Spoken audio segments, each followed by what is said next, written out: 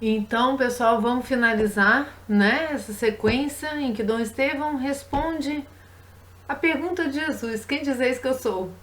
E que ótimo ver Dom Estevão respondendo essa pergunta, né? Porque os apóstolos lá, né, seguido por Pedro, né, que dali foi a fundação, né, da pedra, tu és Pedro, sobre essa pedra edificarei minha igreja, né, tu és Pedro, e sobre essa pedra edificarei minha igreja. Nós também temos a resposta de Dom Estevão Bittencourt, né, um imenso discípulo, um imenso apóstolo de Cristo, né? Então, Dom Estevão sempre nos eleva e ele sempre me eleva, eu digo por mim, né, posso dizer por mim, ao outro patamar da minha fé. A experiência é sempre nova, de novas reflexões, de reflexões concretas, porque a fé é isso, meus irmãos, a fé é meditar nas verdades da nossa fé. Né? Eu alimento minha fé como? Meditando nas verdades da minha fé. Por isso o catecismo é tão importante, por isso esse canal é alimentado por um monge beneditino, que serviu a igreja por mais de meio século com essas revistas Pergunte e Responderemos e com inúmeras tantas obras que tem, algumas para vender lá na Lumen Christi, né, no Mosteiro de São Bento do Rio de Janeiro, onde ele viveu. Né? Então, meus irmãos, a gente está aqui com Dom Estevão e agora a gente chega no último vídeo dessa sequência, Quem Dizeis que eu sou?, que está num artigo da Pergunte e Responderemos, número 338, de 1990, em que Dom Estevão fala por si. Ele aqui não cita ninguém. Isso é muito raro nas revistas de Dom Estevão Bittencourt. Aqui ele quis realmente dar uma aula. Né? Então vamos ao desfecho das nossas reflexões e vamos pedir mais uma vez a ajuda do Espírito Santo, pois disse Jesus que enviaria o Paráclito e disse também: sem mim nada podeis fazer. Então vamos pedir a ajuda dele. Em nome do Pai, do Filho e do Espírito Santo. Amém. Vinde, Espírito Santo, enchei os corações dos vossos fiéis, acendei neles o fogo do vosso amor.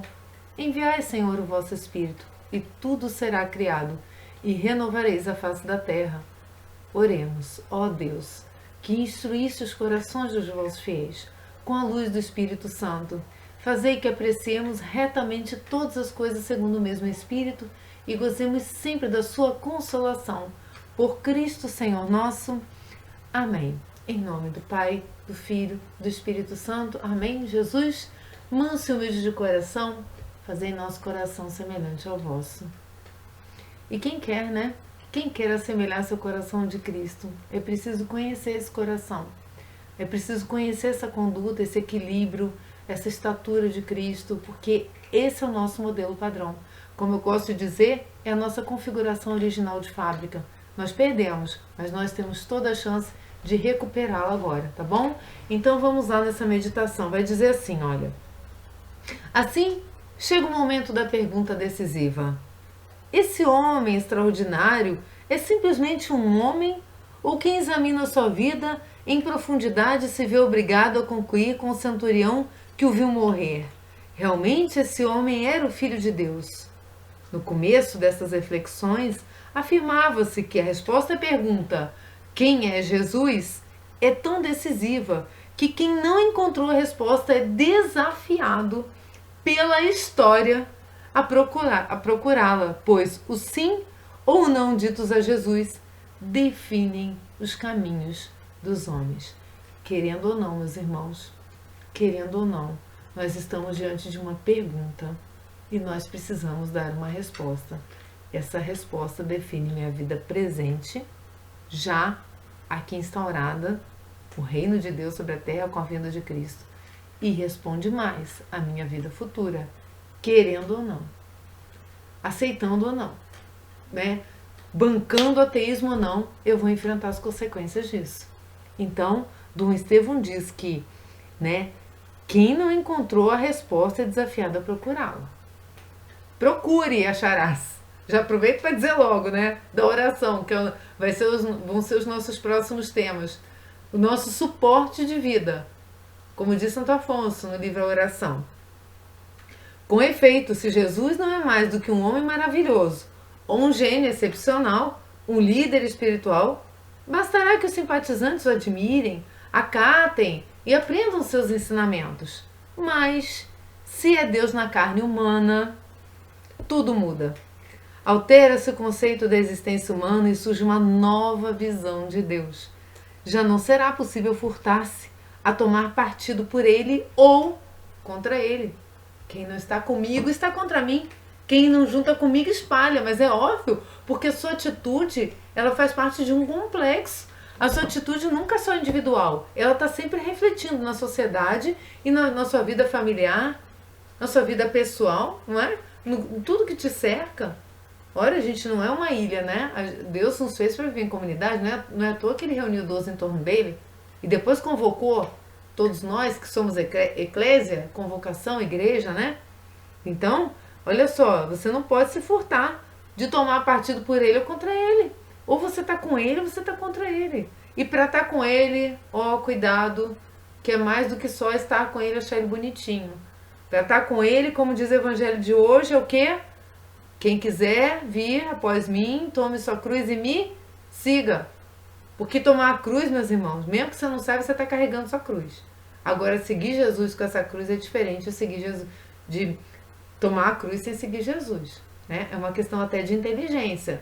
Eu sofro por um propósito, não sofro porque eu sofro, porque a vida é ingrata, porque a vida é ruim, porque não. Eu tenho que aprender por quem eu sofro, eu tenho que aprender que eu tenho uma meta, que eu tenho um fim aqui nessa terra para nascer com ele na ressurreição. Ora, meus irmãos, vamos colocar tudo no seu devido lugar, né?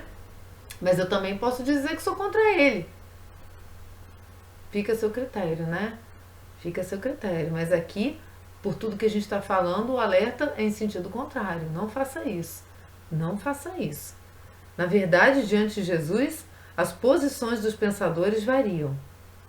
Os racionalistas do século XIX teceram uma autêntica teia de aranha em seus argumentos sutis para se convencer de que o Evangelho é explicável por fatores naturais, sem contar com a loucura de que Deus se haja feito o homem Jesus de Nazaré, né? E São Paulo fala, né, que a cruz é loucura para o mundo, né? Acreditar num homem que foi crucificado, morrer por um homem que foi crucificado, e deixa disso. Larga essa cruz para lá, que cruz o quê? Vamos viver a vida, né? Aproveite o dia. Por isso, nos escritos de alguns racionalistas encontram-se calorosos elogios a Jesus, homem. Jesus, homem. É o famoso Jesus histórico, né? É o homem, marcou a história. Foi o ser humano que aprofundou como nenhum outro o conceito de divindade, o mais importante dos profetas, o mais elevado reformador moral que a história tenha conhecido. Consequentemente, concluía Renan, quaisquer que sejam os fenômenos a se registrar no futuro, ninguém sobrepujará a Jesus. O culto de Jesus rejuvenescerá constantemente, sua história continuará a suscitar lágrimas sem conta, o seu martírio enternecerá os corações mais nobres, e todos os séculos proclamarão que entre os filhos dos homens ninguém nasceu que se lhe possa comparar. Oh, como é grande! Como é grande esse homem! Tantos elogios parecem acumular-se precisamente para que os autores se furtem ao salto definitivo. Quem quer dar? Quem quer corresponder às exigências morais da fé católica apostólica romana? Quem quer?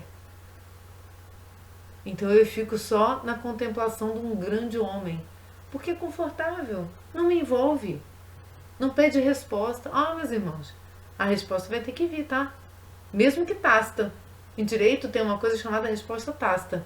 Se você ficar mudo uma pergunta, é como se você respondesse positivo. Uma resposta tácita. Se eu estou fazendo atos que corroboram para aquela resposta, ou seja, se eu estou negando viver como Cristo ensina, quem me ama segue os meus mandamentos, quem quer vir após mim, tome sua cruz e me siga, se eu nego tudo isso, eu já não estou dando uma resposta? Eu não posso dizer que não conheço. Já estou dando a resposta. A resposta tácita, ela é aceita por Cristo, porque Cristo não vai te invadir. Na justiça, na comparação à santidade, vai aparecer toda a sua falta de santidade. E Cristo não vai te maquiar para você ficar bonitinho na hora do julgamento final, não. Sinto te dizer. Elogio a humanidade de Jesus para não ter que reconhecer algo que reviraria a vida de quem elogiasse a realidade de Deus feito homem. Oh, meus irmãos, isso aí é a mesma coisa que não querer fazer exame para tratar uma doença, porque a doença está lá, mas eu não quero ver que a doença está lá. Tu vai morrer. Vai morrer. Interessante é que quem em nossos dias relê as obras dos racionalistas do século passado tem a impressão de que são mais imaginativas do que parecem ser os próprios evangelhos. Para negar o sobrenatural em Jesus, Vêm-se obrigados a tantos exercícios de retórica que os seus dizeres perdem a credibilidade, ou seja, não acreditar em Deus é imaginar muito mais do que eu teria que imaginar para acreditar em Cristo. Por quê? Porque eu tenho testemunhas, eu tenho escritos, eu tenho coisas materiais para acreditar em Cristo, mas para não acreditar, eu tenho que fazer toda uma construção retórica, em que eu tenho que usar todo um arcabouço psicológico, filosófico, metafísico e sociológico e misturar imanente com para poder isso dar certo. E mesmo assim, conseguiram? Conseguiram extinguir a religião? Tantas vezes aí passou pela história, tantas heresias, tantos combates de suplícios, martírios, mil, e a igreja está firme e fincada de pé, porque quem está nela é este homem, que é Deus. Simples assim. Estarei convosco todos os dias até o fim do mundo. Só isso. Por isso que não vai afundar. Não vai afundar. Pode tentar afundar que não vai afundar. Né? Então, vai dizer que são tantos exercícios que os seus dizeres pedem credibilidade. Né? Pode esquecer. Deixa esse pessoal falar, porque vão falar, vão dar a volta igual o cachorro correndo atrás do rabo. No final não vão chegar a conclusão nenhuma. Porque não tem, gente. Porque a verdade, vai dizer um dos documentos da igreja que eu ainda vou achar, porque eu vivo citando essa frase. Ela se sobrepõe pela própria força. Ela se impõe, a verdade se impõe. Quem é a verdade? Ele. Ele diz que é verdade. Vocês conhecem algum filósofo que disse eu sou a verdade? Eu sou o caminho, eu sou a vida, eu sou a luz do mundo? Oh, meus irmãos, eu sou a ressurreição. Dizer que Cristo é só um homem é tapar o sol com a peneira. Né? Tapar o sol com a peneira. Para outros racionalistas, a história de Jesus seria de um hábil chefe de bandoleiros revolucionários ou de algum prestigiador fascinante, a de um parapsicólogo arrebatador de massas, ou a de um doente mental obcecado por um sonho mirabolante, ou a de um megalomaníaco que conseguiu seduzir uns tantos seguidores, também estes alucinados ou doentes mentais. Acontece, porém, vai dizer Dom Estevão, que esse doente obsessível, o hábil prestidigitador, foi o maior homem, o de maior repercussão na história universal. E as dezenas de doentes mentais que o seguiram desencadearam o mais nobre e dinâmico movimento religioso, cultural, humanitário registrado em todos os séculos. Mas que santa doença, né? Que santa doença mental, que esse homem arrastou a humanidade. Né? Os milagres de Jesus para os racionalistas não foram milagres, mas milagrosamente Jesus, líder iludido e ilusor, tornou-se aceito e acreditado no mundo inteiro. Jesus, levado por sua ideia fixa de ser filho de Deus, teria na verdade movido os homens para os mais nobres ideais éticos, nunca antes e depois apregoados. Não seria o caso de reformular a resposta à nossa racionalista pergunta: quem é Jesus Cristo? E se fosse realmente o Filho de Deus, ou Deus feito homem? E se? E se não fosse esse doente mental, obcecado, paranoico, parapsicólogo, o que fosse, que você quisesse que fosse, e se fosse Deus? Não é o caso de reformular uma resposta a isso? E se fosse Deus, como você responde? Dom Estevão nos responde aqui. Responde Jesus, vai dizer ele no último item da nossa reflexão. A via mais simples para responder a tal pergunta será de ouvir o próprio Jesus a respeito. Que dizia ele de si mesmo, como se definiu por suas palavras e por sua conduta de vida.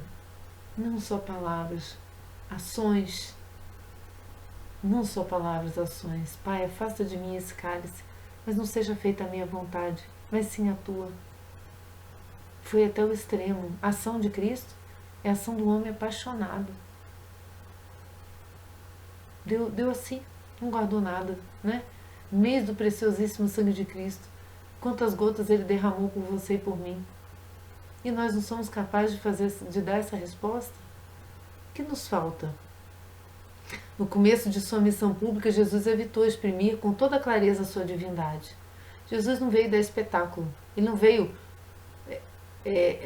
fazer abdução, igual os ETs alienígenas, ele veio abduzir a humanidade com a sua divindade. Nossa, eu sou Deus, aí todo mundo morre na hora e é traído a Deus. Não. Pois essa atitude teria parecido blasfema aos judeus, povo estritamente monoteísta.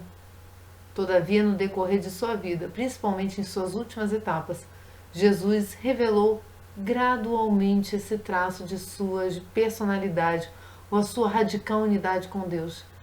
Progressivamente apresentou-se como maior do que todos os profetas, como o Senhor do sábado, mais nobre do que todo o tempo de Deus em Jerusalém, como alguém que podia demonstrar com milagre seu poder infinito sobre a própria morte. Olha, ele está indo. Jesus centralizou em sua pessoa sua própria mensagem, pediu radical adesão à sua pessoa, adesão tal que só a Deus se presta. Do compromisso dos homens frente a Jesus, presente em cada irmão sofredor, depende a sorte definitiva de cada um. Jesus é o critério do julgamento. Por isso que Jesus nos julga. Jesus não nos julga aqui, ó, senta aqui, meu filho, agora eu vou te perguntar tudo. Não, ele é o critério, sabe? Porque ele é o modelo. Quando a gente chegar lá no julgamento, a gente vai olhar quem? Ele, o modelo. E quanto eu estou configurado esse modelo? Quanto eu odiei esse modelo na prática? O que eu fui que Cristo foi? Esse é o julgamento, ele é o critério do julgamento. Mateus 25, 31, 46. É aí a citação que eu fiz. É exatamente essa. Estive nu e me vestistes, né? Toda vez que fizeste isso a um desses pequeninos, foi a mim que fizeste. Ele quer essa adesão, meus irmãos. Ele quer que a gente confie e acredite que é ele que está ali sofrendo. Que ele quer ensinar o amor. Ele quer que a gente se desprenda das coisas da terra e vá até ele. Quem não cresce nele seria julgado. Quem cresce nele salvaria sua alma. Com outras palavras, Jesus tinha consciência de ser muito mais do que um homem, muito mais que um super-homem. Então, o que Jesus fez sabendo que ele era Deus, né? Claro que ele sabia. Ele se despojou disso para não criar uma adesão irracional do homem, atraído por algo assim que deixa o homem extasiado, perde a razão. Como diz Pedro lá na Transfiguração, né? No Monte Tabor, Pedro, Tiago e João. Vamos construir uma tenda aqui, olha, não quero nem tenda para mim não. Faz uma para você, Moisés e Elias. Tá tudo bem, vamos ficar aqui, não vamos descer não, vamos ficar aqui. É isso que ia acontecer com todos nós, mas não. Cristo gradualmente se mostra na nossa conversão, meus irmãos. É passo a passo, tá? É passo a passo. Às vezes a gente cresce, dá um passo para frente, 2 para trás. Não desiste não. Desiste não. Porque a hora que ele vai se mostrando que você vai aderindo pela oração, que são os nossos próximos vídeos, mas não tem nada que tire. Não tem nada que tire porque ele vai atraindo. Ele atrai de tal forma que é como o Padre Paulo falava, né, há pouco. É o ferro no fogo. Né? O ferro começa, primeiro ele fica incandescente, daqui a pouco ele se mistura, se derrete com fogo de tal forma que já não sabe o que é fogo, o que é ferro. Essa é a configuração a Cristo, essa é a santidade. Né? Então Cristo nos atrai porque ele é o amor. O ser humano nasceu para amar.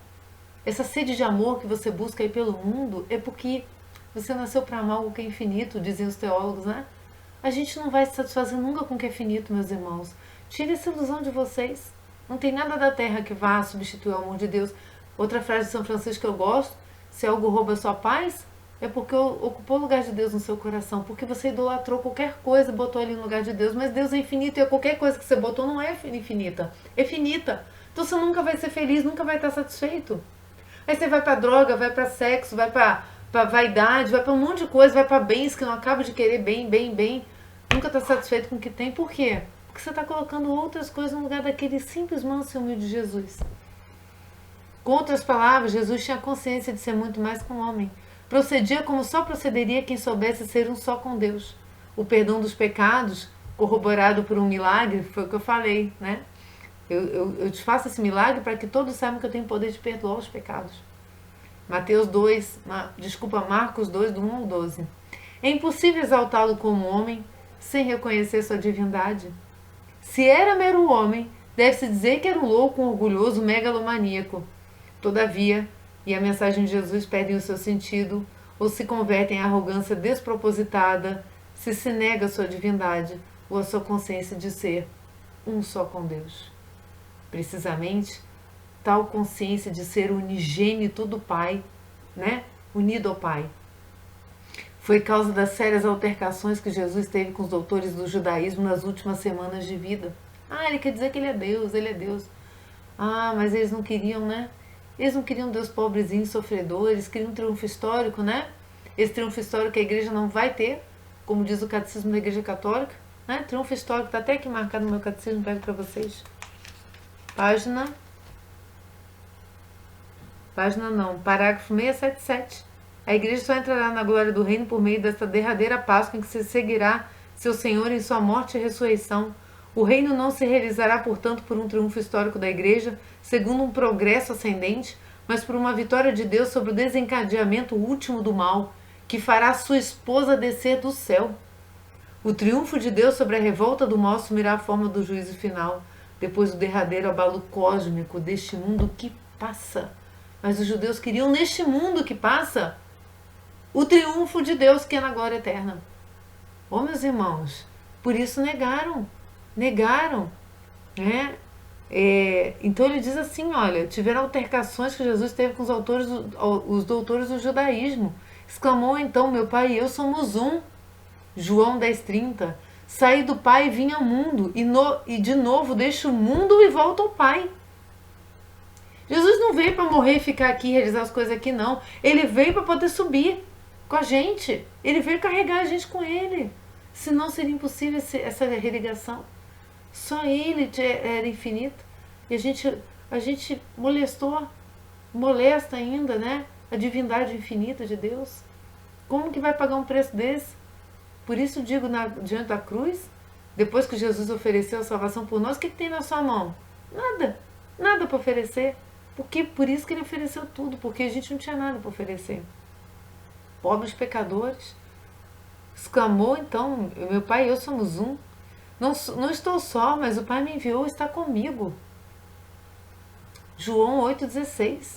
Se me conhecesseis, conheceríeis também meu Pai. João 14,7. Quem me vê, vê o Pai. Não crês que o Pai está em mim e estou no Pai? Falou isso a Filipe, lembra? Né? Mostra no Senhor. Mas quem me vê, vê o Pai. Meu Deus, Ele é Deus. João 14,9 e seguintes. Ninguém vai ao Pai senão por mim. João 14,6. Porque tudo que o Pai tem é meu. João 16,15. Meus irmãos, Jesus é Deus, né? Em resumo, Jesus é Deus. Ninguém vai ao Pai senão por mim. Por quê? É obedecendo, é sendo humilde, não é? É acreditando, confiando na misericórdia de Cristo. A misericórdia que suplantou, né, que mitigou, que diminuiu a aparência da majestade de Cristo, que Ele deu a conhecer assim num relâmpago lá na transfiguração, para poder a gente se achegar a Ele, não ficar com tanto medo, né? Vendo tanta sujeira. Se Ele revelasse a majestade dele, Ele ia revelar a nossa falta de majestade. Nós todos sucumbiríamos. Né? Então a gente agora vai ao Pai por Ele, pelos ensinamentos dEle, pelo amor a Ele sobre todas as coisas, ao próximo como a nós. São os ensinamentos, são os mandamentos. Pelo desapego ao final, aquele jovem rico, não esqueçam nunca, não basta cumprir os mandamentos, é preciso amar Deus sobre tudo que nós temos. Né? O desapego do jovem rico foi embora, baixou a cabeça e foi embora triste. Por que não pediu? Pai, eu não consigo te amar mais que meus bens. Me dá graça, eu quero ser santo, me dá graça. Pede. Ou nem quer ganhar, por isso não pede, né? Porque vai ter que abrir mão. Foi isso que Jesus pensou e proclamou, porque o dizia havia de morrer. Ora, nenhum indivíduo sadio morre por um sonho. Está claro que se procurássemos no Evangelho formas tão nítidas como as que se encontram nas definições dos concílios e nos tratados teológicos, não as acharíamos. Jesus não disse em linguagem filosófica que há uma só natureza divina em três pessoas e que Ele é a segunda pessoa da Santíssima Trindade, consubstancial ao Pai. Não disse que além da natureza divina Ele possuía a natureza humana assumida no seio de uma Virgem Mãe. Todavia, também é claro que a quem procurava saber o que Jesus pensava a respeito de si mesmo, se impõe com muita evidência a conclusão de que Jesus sabia ser o Filho de Deus em sentido absolutamente único, pessoal e literal. Consequentemente, um dilema se impõe. Ou ele era realmente o que dizia, ou ele era louco. Mas crer que um louco tenha conseguido impressionar de tal forma seus discípulos e revolucionar a história e a face da terra é simplório. É uma negação genérica, né? Ele é louco, ponto. É simplório. Eu tenho que ter argumento para dizer isso. É fuga de evidência, vai dizer Dom Estevão. É postulado de um milagre maior do que o milagre de Deus feito homem. Ou seja, se eu quero acreditar que Jesus não é Deus, eu tenho que ter um milagre maior do que Ele ser Deus, para poder isso funcionar. Por quê? Porque negar a evidência, fuga da evidência. Mais plausível e racional é crer no mistério da encarnação, que Jesus afirmava. Eis as reflexões que levam uma leitura atenta dos evangelhos e a consideração dos fatores históricos ocorridos entre a vinda de Cristo e nossos dias. Eu louvo a Deus por Dom Estevão Bittencourt estar aqui no canal conosco. Agradeço minha mãe, né, que por tantos anos assinou essas revistas, depois me passou e depois de um tempo ainda eu tive que maturar para poder ter essa luz, né, essa grande graça de compartilhar Dom Estevão. A palavra final de Dom Estevão para esses nossos vídeos é: em suma, pode-se dizer que o fenômeno Jesus Cristo é o maior fenômeno da história. Isso se torna mais evidente ainda quando se pensa que a mensagem de Jesus Cristo sempre foi proclamada pelos seus discípulos associada à da sua ressurreição. Com efeito, de São Paulo, se Cristo não ressuscitou, vazia a nossa pregação, vazia a nossa fé. Se Cristo não ressuscitou, ilusória a nossa fé. Ora, a ressurreição era proposição dificílima para todos os pagãos que a ouviram. Diz Tertuliano, falecido no ano 220, aproximadamente, que mesmo os pagãos mais divergentes entre si se harmonizavam para contestar a noção de ressurreição de um morto. Não obstante, a mensagem de Jesus Cristo atravessou e superou essa oposição. Atravessou e superou duras perseguições até 313, Edito de Milão, paz concedida por Constantino aos cristãos, de tal modo que, quando Juliano, o apóstata, tentou restaurar o paganismo, em 361, 363, teve que reconhecer finalmente: venceste Galileu. Dom Estevão Bittencourt, rogai por nós. Ajudai-nos a amar nosso Senhor Jesus Cristo, amá-lo em espírito e verdade. Ajudai-nos a reconhecer na nossa vida a distância que há, né, entre a nossa consciência, as nossas atitudes e até o nosso conhecimento, porque somos pequenos para abraçar toda essa verdade que Cristo vem nos trazer. Mas é com a graça do Paráclito, o Espírito do Pai, né, do Filho e do Pai, que nós vamos conseguir realmente ter a clareza no nosso coração de que Jesus não é apenas um homem, Jesus é Deus, Ele se encarnou para nos salvar. Esse foi o propósito da encarnação de Cristo. Cristo se encarnou para nos salvar. Ele é o que está acima de todas as coisas. Gostaria de pegar, não sei se eu vou conseguir achar agora, mas ele diz, né, do mistério da encarnação aqui, mas vocês podem pegar no 422 e seguintes, eu não sei se eu cheguei a marcar esse trechinho. Jesus significa Deus salva, né? O nome de Jesus. Quando ele fala no mistério da encarnação. Aqui, ó, desde o princípio da história cristã, a afirmação do senhorio de Jesus sobre o mundo e sobre a história significa também o reconhecimento de que o homem não deve submeter de maneira absoluta sua liberdade pessoal a nenhum poder terrestre, mas somente a Deus Pai e ao Senhor Jesus Cristo. A Igreja crê que a chave, o centro e o fim de toda a história humana encontra-se em seu Senhor e Mestre. Jesus veio se encarnar, o mistério da encarnação é isso. Ele se encarnou para recapitular, né? Trazer a cabeça de volta, e nós o corpo, a história humana. Jesus veio reconstituir a história humana. A história humana encontra-se, né? O fim de toda a história humana, o centro, a chave encontram-se em seu Senhor e Mestre. Feliz de quem crê, meus irmãos. Salve Maria Santíssima, que por meio dela nos foi dado o Salvador. Por meio dela haveremos também de chegar até Ele. Fiquem com Deus. Que seja de muito proveito essas meditações para vocês, como sempre é para mim. São José, rogai por nós. Até mais.